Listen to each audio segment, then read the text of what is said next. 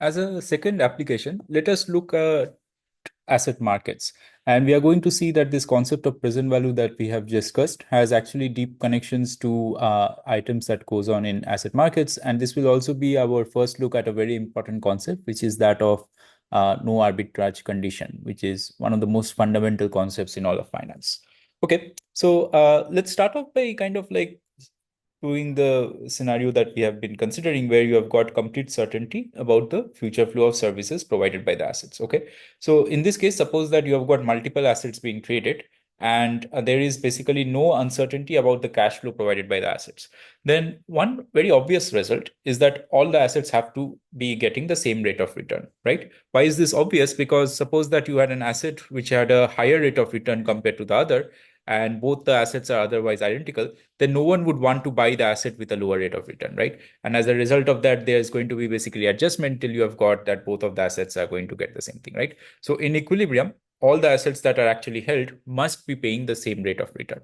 So let's take a deeper look at this, because this is such a very, you'll see an important result and something that has actually got a lot of applications. So we just want to make sure that, we are all kind of on the same page with this result that we just talked about.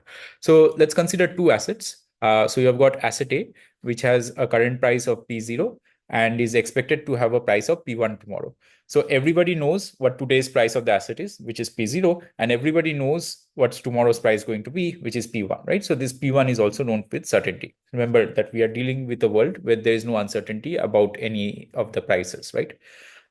Let's keep things simple so that there are no dividends or any other payments between period 0 and 1. We can incorporate this in, but this will not help us in our understanding. So let's ignore these things for now. Okay. What about the second asset or investment? So this is basically, we are going to call this investment B, where you can hold between periods 0 and 1. And if you hold it, it's going to pay out an interest rate of R. Okay. So these are the two different options that you have. Okay. So let's consider two possible investment plans. So in the first plan, you're going to invest 1 unit of money that you have in asset A and cash it out in the next period. In the second plan, you are going to invest that 1 unit of money that you had. Instead of putting it in asset A, you are going to put it in asset B. And as a result of that, you are going to earn interest of R over the period, right? Which is what, remember, was the characterization of asset B. Okay. And what we are going to do is we are going to compare these two investment plans, and then we are going to see what is the value of these two investment plans at the end of the first period. Okay, so suppose we look at the first plan. So you have got 1 unit of money and you decide to invest that in asset A, right? Remember, the price per unit of asset A was P0. So if you have got 1 unit of money, you can only purchase 1 by P0 units of asset A today, right?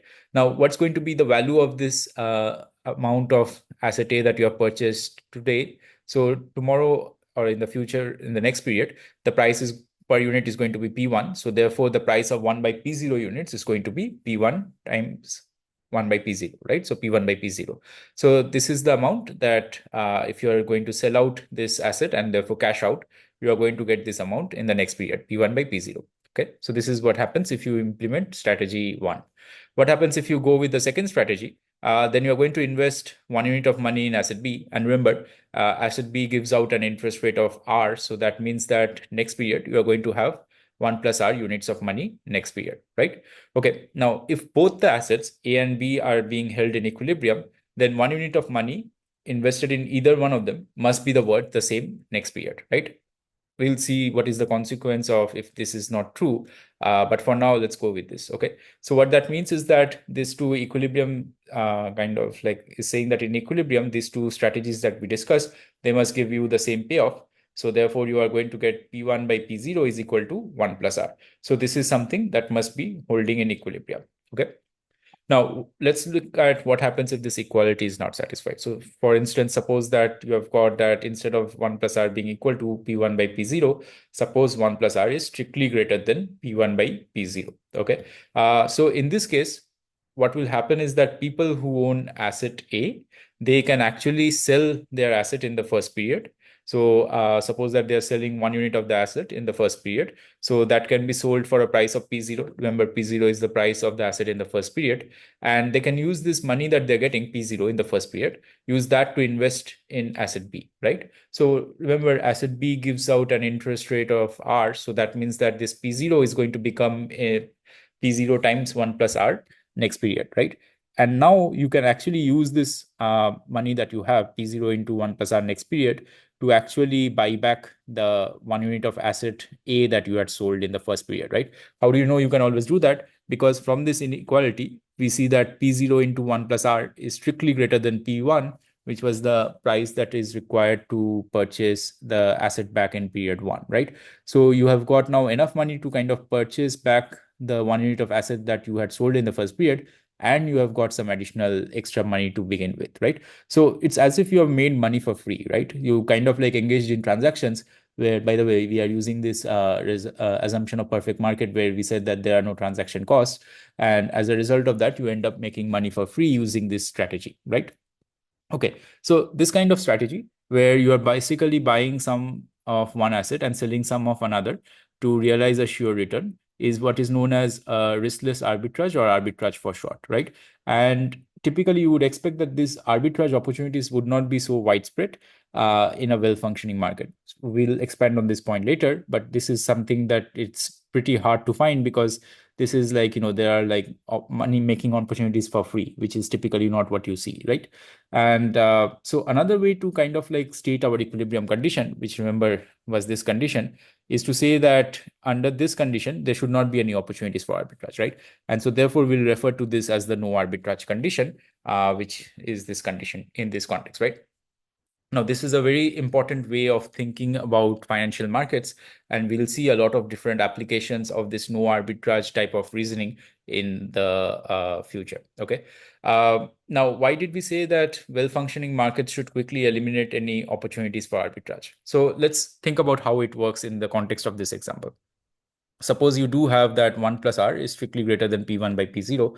Now, as we discussed, in this case, everybody can like actually sell 1 unit of asset A and kind of like use this opportunity to make money for free, right? So there will be people who will be looking to sell asset A, but there'll be no one who will be looking to buy asset A, right? So as a result of that, what you would expect is that the price of asset A is going to go down. But if P0 goes down, then this P1 by P0 actually goes up, right? And this will keep on going up till you reach this point where you have got this equality 1 plus R is equal to P1 by P0, which is, remember again, the equilibrium or the no arbitrage condition, right?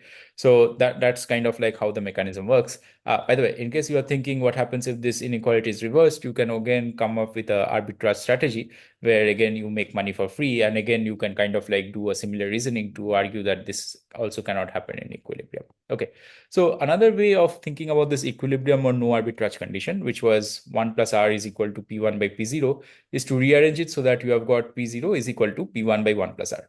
Now, notice that this should look very familiar to you, right? What this is saying is that in equilibrium, the current price of an asset must be equal to its present value, right? So if the no arbitrage condition is satisfied, then it means that the assets must sell for their present values. And this, I hope, clarifies some of this kind of like reasoning that we have used before about why we said that the price of an asset is equal to the present value of its asset, right? Of its cash flow. And any deviation from this present value pricing actually leaves a sure way to make money for free in the sense that we discussed there, so that you have these arbitrage opportunities. And that, as we discussed, cannot actually happen in a well-functioning market for a long time. Okay. All right. So just one clarification before we kind of like end our discussion of this arbitrage and all these things is that, so we basically assume that whenever we made this argument is that the asset services provided by the two assets are identical except for any purely monetary differences, right? However, if you do have the feature that the services provided by assets have different characteristics, then you should take that into account when you are thinking of what is the kind of like the different rates of return that these assets are giving, right? So for example, in reality, you might have that one asset may be easier to sell than the other, right? So imagine that you have houses as one asset and you have got government bonds as the other one. So typically houses are much more difficult to sell than the government bond. So then you might want to kind of like take that into account when you're thinking what is the rate of return of holding these different assets, right? So the more technical way of saying this is that if an asset is easier to sell than another asset, we will say that the first asset is more liquid than the other. And as we discussed, you would have to figure out a way of thinking about how to adjust the rate of return to take into account this difficulty involved in finding a buyer, right? So that is a more, I think, nuanced concept, but again, something to keep in mind before one just blindly starts applying this result that all the assets must be giving the same return. Again, adjustment for different characteristics. And of course, one of those characteristics which we have not discussed, but which we are going to spend a considerable time discussing later, is that different assets with different risk profiles would also have their returns adjusted for those risks, right? But those are things that are coming up. So at our first glance, when things are very nice in the sense that you have got assets with same characteristics and there's perfect certainty, we have this important result that the assets must be giving the same rate of return.